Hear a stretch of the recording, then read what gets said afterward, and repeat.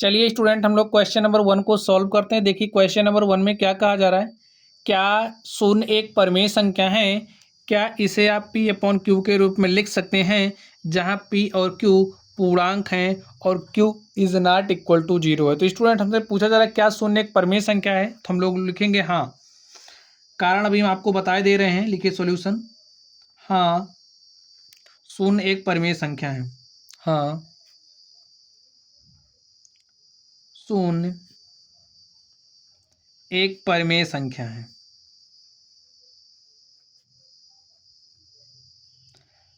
ठीक है।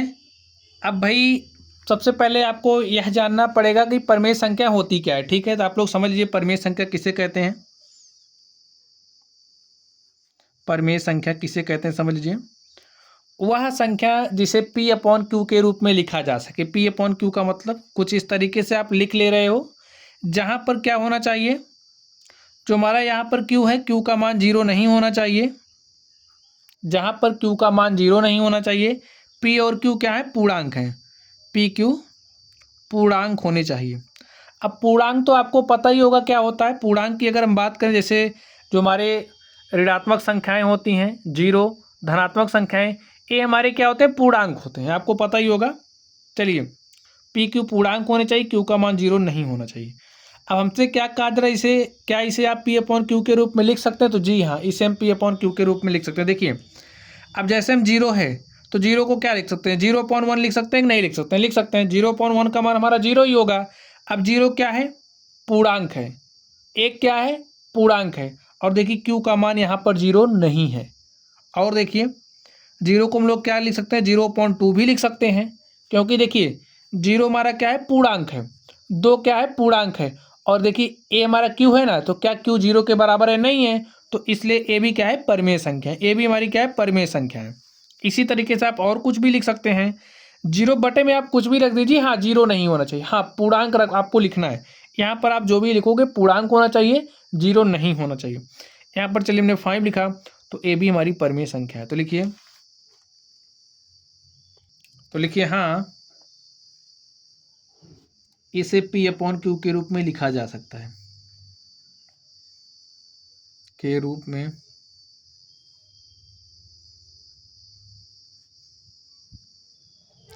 लिखा जा सकता है। वो जैसे कि आप लोग समझ लीजिए, उदाहरण के लिए समझ लीजिए, जैसे कि 0/1, 0/2, 0/3, 0/4, ऐसे आप बहुत सारी संख्याएं लिख सकते हैं। ठीक है, तो स्टूडेंट इस तरीके से जो, और यहाँ पर आप देख सकते हैं जो हमारा Q है, Q का मान 0 नहीं है। तो चलिए अब हम लोग दूसरे नंबर पर चलते हैं और देखते हैं दूसरे नंबर में क्या बात कही जा रही है। क्वेश्चन नंबर 2 को आप लोग ध्यान से पढ़िए। 3 और 4 के बीच 6 परिमेय संख्याएं ज्ञात कीजिए। संख्या 3 और 4 के बीच हमें 6 परिमेय संख्याएं निकली हैं स्टूडेंट। तो चलिए हम लोग इसको लिखते हैं।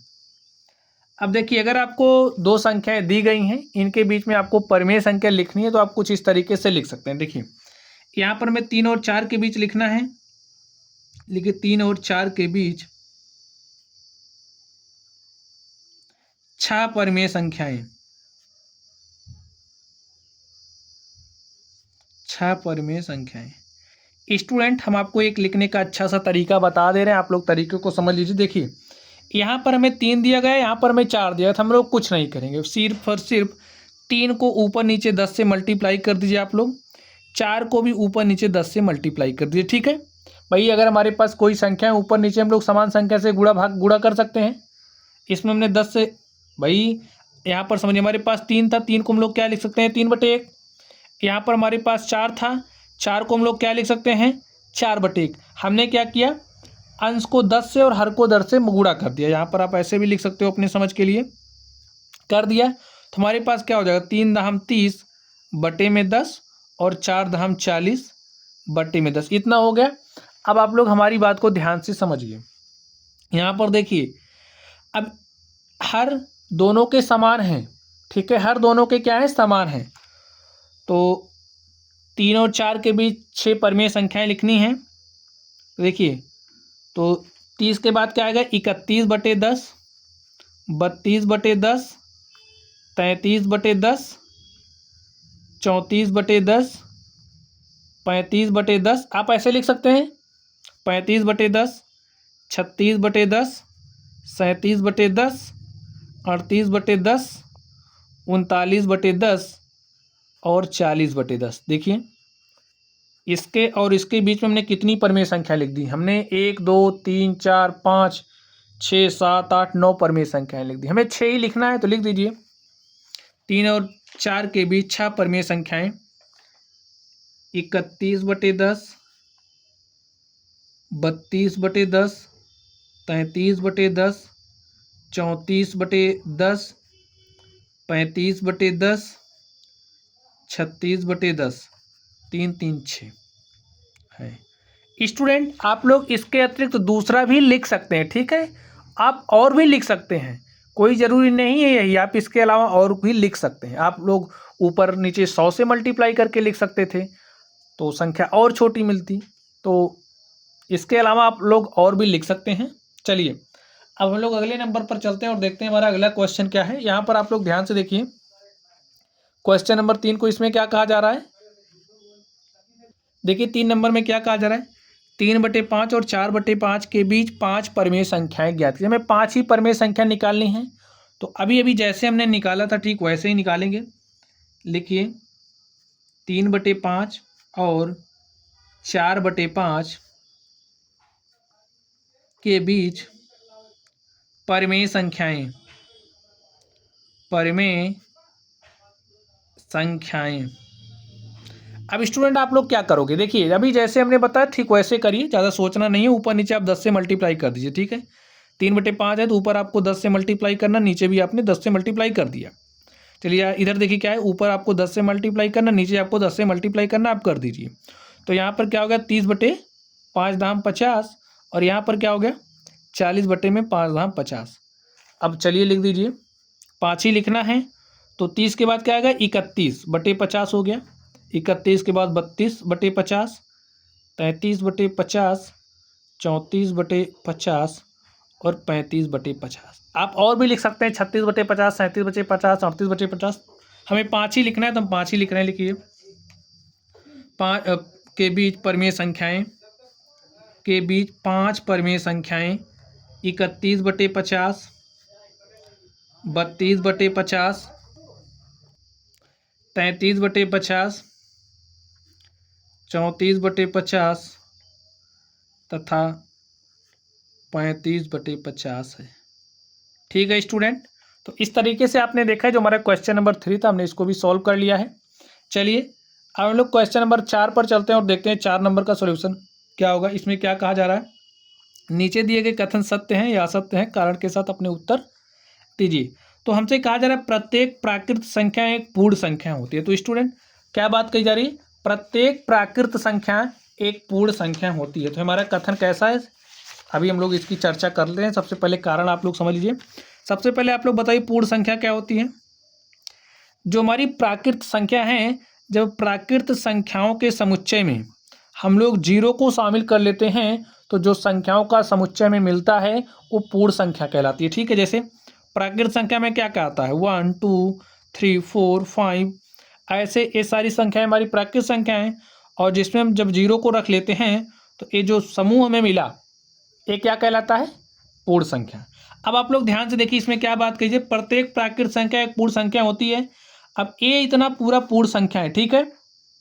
अब देखिए इतना प्राकृत संख्या है तो हम कह सकते हैं जो हमारी प्रत्येक प्राकृत संख्या, देख लीजिए ना पूर्ण संख्या के अंदर पूरी प्राकृत संख्या आ रही है ना, तो यही स्टेटमेंट इसमें दिया भी गया है। तो लिखिए सत्य है। तो क्या है ये कथन, सत्य है। कारण आप लोग समझ गए स्टूडेंट। चलिए अब लोग इसके अगले नंबर पर चलते हैं और देखते हैं इसमें क्या कहा जा रहा है। प्रत्येक पूर्णांक एक पूर्ण संख्या होती है। प्रत्येक पूर्णांक एक पूर्ण संख्या होती है। चलिए पहले पूर्णांक की बात कर लेते हैं। पूर्णांक देखिए क्या होता है, प्रत्येक पूर्णांक एक पूर्ण संख्या होती है। पूर्णांक की हम बात कर रहे हैं। पूर्णांक देखिए जो हमारी नेगेटिव संख्या है, जैसे -8, आप लोग इसके पहले भी संख्याएं होती है, -9, -8, -7 ऐसे, ठीक है। -7, -6, -5, -4, -3, -2, -1, 0, आगे 1 2 3 4 5, ठीक है। अब आप लोग ध्यान से देखिए प्रत्येक पूर्णांक एक पूर्ण संख्या होती है। अब यही इतना तो हमारी पूर्ण संख्या है, भाई पूर्णांक तो इतना पूरा है, देख लीजिए, पूर्णांक तो इतना पूरा है, लेकिन पूर्ण संख्या तो सिर्फ इतना ही है। तो यहाँ से हम क्या कह सकते हैं, प्रत्येक पूर्णांक पूर्ण संख्या नहीं होता। यानी कि यहाँ पर ये जो में कथन दिया गया, कैसा दिया गया, असत्य। भाई सभी थोड़ी हो रहे हैं, देखिए इतना तो छूट जा रहा है, पूर्ण संख्या तो इतनी है, इतना तो छूट जा रहा है, तो ऐसा हम नहीं कह सकते जैसा इस स्टेटमेंट में दिया गया है। तो स्टेटमेंट क्या है, असत्य है। आगे देखिए, प्रत्येक परिमेय संख्या एक पूर्ण संख्या होती है। प्रत्येक परिमेय संख्या एक पूर्ण संख्या होती है। तो स्टूडेंट ये हमारा स्टेटमेंट क्या है, असत्य। असत्य क्यों है, चलिए हम लोग इसको समझ लेते हैं। कहा जा रहा है प्रत्येक परिमेय संख्या एक पूर्ण संख्या होती है, यहीं से आप लोग समझ लीजिए। यहाँ पर ये जो संख्याएं आप देख रहे हो, चलिए ये जो संख्याएं हैं, इसमें अगर हम भिन्न जैसे 3/5, 4/5, 2/3, 4/3, 2/7 ऐसे संख्याओं को शामिल कर दें इसमें, तो सारी संख्याएं क्या हो जाएंगी, हमारी परिमेय हो जाएंगी। अब ये भी हमारी क्या है, परिमेय संख्याएं ही हैं। तो इसमें अगर हम इसकी बात करें, क्या ये पूर्ण संख्या है, नहीं, इतना हमारा है। तो सेम चलिए लिख के आपको दिखा दे रहे हैं। परिमेय संख्या की हम बात करें, जैसे हमने 3/5 लिखा, 4/5 लिखा, 2/3, 4/8, 2/3, या निगेटिव नंबर्स भी आप ले लीजिए, -8, -7, -6, -4, और भी आप ले लीजिए। चलिए 0, 1, 2, 3, 4, 5। अब आप लोग देखिए, ये सभी हमारी परिमेय संख्या है, लेकिन इसमें से पूर्ण संख्या तो इतना ही है, देख लीजिए। तो हम क्या कह सकते हैं, सभी परिमेय संख्याएं पूर्ण संख्याएं नहीं होती, जबकि सभी पूर्ण संख्याएं परिमेय संख्या होती है, ऐसा कह सकते हो।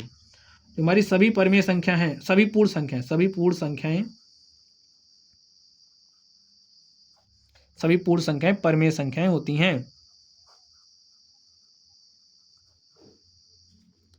संख्याएं होती है। अब आप कहोगे ऐसा क्यों, तो जैसे यहाँ पर हमारे पास अभी हमने 0 को प्रूव किया था परिमेय संख्या है, हमने 2 को लिया, तो भाई 2 को 2/1 लिख सकते हो। A B P Q, Q 0 तो है नहीं, पी क्यू क्या है, पूर्णांक है, ठीक है। तो सभी पूर्ण संख्याएं परिमेय संख्या होती हैं।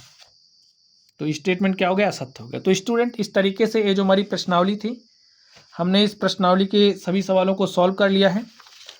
तो चलिए स्टूडेंट, आप लोग पढ़ते रहिए। अगर आप लोगों को कोई भी डाउट हो तो आप लोग कमेंट बॉक्स में कमेंट करना। वीडियो पसंद आए तो वीडियो को लाइक कीजिएगा, चैनल पर नए हैं तो चैनल को सब्सक्राइब कर लीजिएगा। तो चलिए आप लोग पढ़ते रहिए। Thank you.